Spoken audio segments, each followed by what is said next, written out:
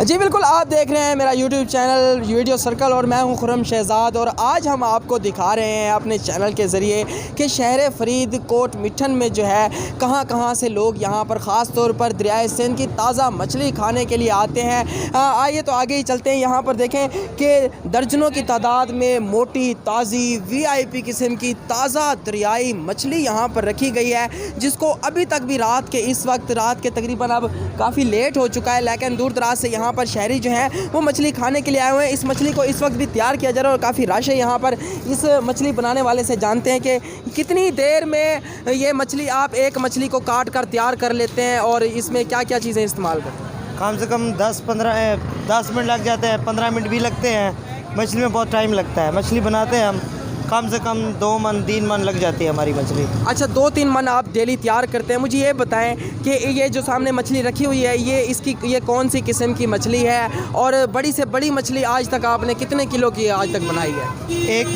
1 मन का भी दाना आता है हमारे पास। अच्छा। 2 मन का भी आता है और 30 किलो 35 किलो का भी। और ये रोहू है हमारे पास, सबसे ज़्यादा चलती है रोहू। अच्छा। उस डमरा कहते हैं हम उसे।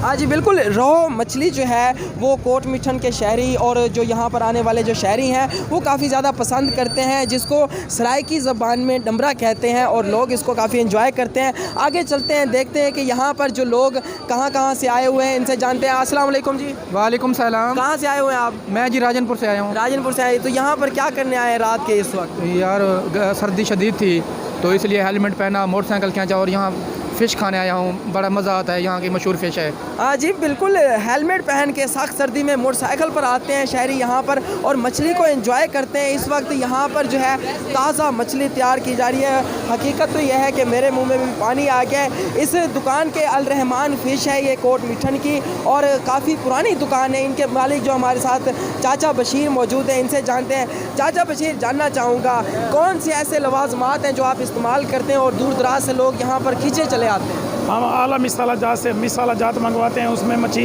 सरसों के आयल में पकाते हैं, क्योंकि यहाँ बड़ी दूर दूर से लोग खाने आते हैं। खानपुर, कटोरा, रैमेर खान, कंदकोट, कश्मीर से भी, सिंध से, बलूचिस्तान से, सरहद से, पंजाब से, मुल्तान से, लाहौर तक के लोग यहाँ मच्छी खाने आते हैं, क्योंकि खाते हैं और अपने बच्चों के लिए भी स्पेशल ले जाते हैं, क्योंकि ये दरियाए सिंध पे वाक़ई है।